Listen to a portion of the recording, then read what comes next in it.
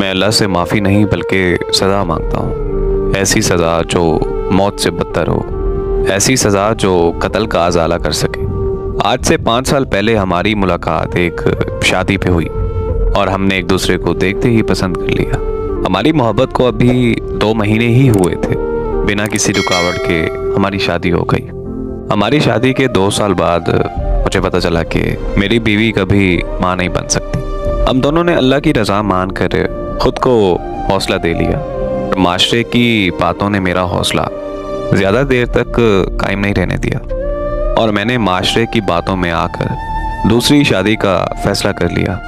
दूसरी शादी के लिए जब मैंने अपनी पहली बीवी से मशवरा किया तो वो मान गई, क्योंकि माशरे के लोग भी उसे तरह तरह की बातें सुनाते थे और ऐसे में मेरी दूसरी शादी हो गई। शादी के बाद वो बिल्कुल चुपचाप सी रहने लगी। सारा दिन घर के काम करती रहती थी और शाम को अकेली एक कमरे में सो जाती थी।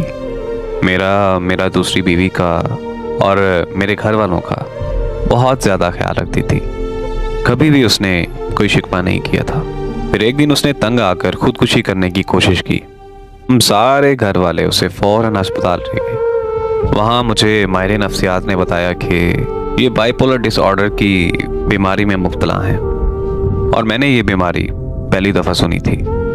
बाइपोलर डिसऑर्डर एक ऐसी ख़तरनाक बीमारी है जिसमें मुब्तला शख्स हंसते हंसते रोने और रोते रोते हंसने लगता है। ये बीमारी डिप्रेशन की आखिरी स्टेज पर होती है। इस मर्ज़ में मुब्तला मरीज़ अपनी सोच और समझ पर बेकाबू होकर अपने आप को नुकसान पहुंचाने की कोशिश करने लगता है।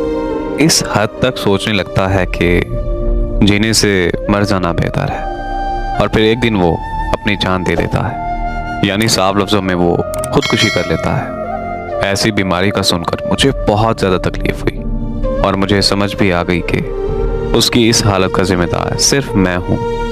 मैंने उसकी इस बीमारी का फ़ौरन ट्रीटमेंट शुरू करवा दिया और दिन रात उसका ख्याल रखने लगा और वो किसी से कोई बात नहीं करती थी, बस बिल्कुल चुपचाप बैठी रहती थी। दिन ब दिन उसकी हालत और ज़्यादा ख़राब होने लगी थी। एक दिन मैं उसकी मेडिसिन लेने मार्केट चला गया। जब मैं वापस आया तो वो इस दुनिया से जा चुकी थी। सब कहते हैं कि उसने खुदकुशी की है, पर उसने खुदकुशी नहीं की बल्कि उसका कत्ल हुआ है। उसकी मौत का जिम्मेदार सिर्फ और सिर्फ मैं हूँ। मर तो शायद वो की दूसरी शादी वाले दिन ही मर गई थी और देखो खुदा की कुदरत के औलाद मुझे दूसरी शादी से भी नसीब नहीं हुई, क्योंकि औलाद अल्लाह ताला ने औरत के नहीं मर्द के नसीब में लिखी है।